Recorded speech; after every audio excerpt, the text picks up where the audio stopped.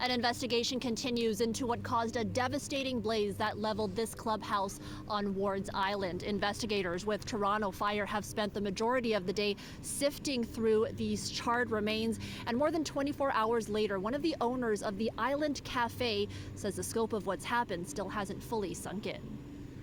When I came down, you could just, the entire, the house was lit from the other side, which you couldn't see from my bedroom, and it was just, the flames were huge. Peter Freeman was alerted to the fire by his neighbor. The blaze broke out just before 2:30 Sunday morning. Freeman says within minutes, the building was gone.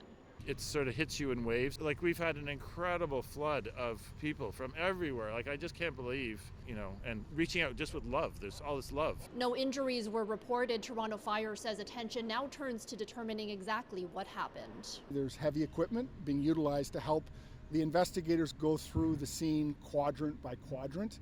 As you see behind me, the investigators are sifting through debris to look for any artifacts or anything that can assist them in ascertaining both origin and cause.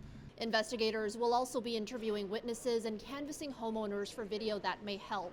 Meanwhile, some residents say while they're glad no one was injured, they worry about future fires that have the potential to spread rapidly. So our community is all wood buildings.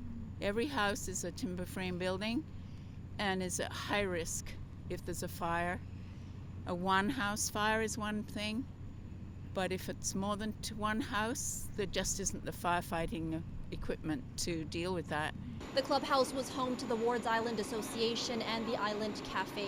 Built in the late 30s, it was host to several events, primarily during the spring and summer months. Hours after the fire on Sunday, Mayor Olivia Chow visited the site. The clubhouse that had been burned down is over 70 years old. It's a place where there's marriages, funerals, a place where the islanders gathered. It's all gone, but the islanders are very resilient, and as I went to visit them, they said they will rebuild. Now, as for how soon a cause can be determined, the deputy fire chief says these investigations can sometimes take weeks as they look at the full scope of evidence, including where any ignition sources may be. On Wards Island, Natividad, City News.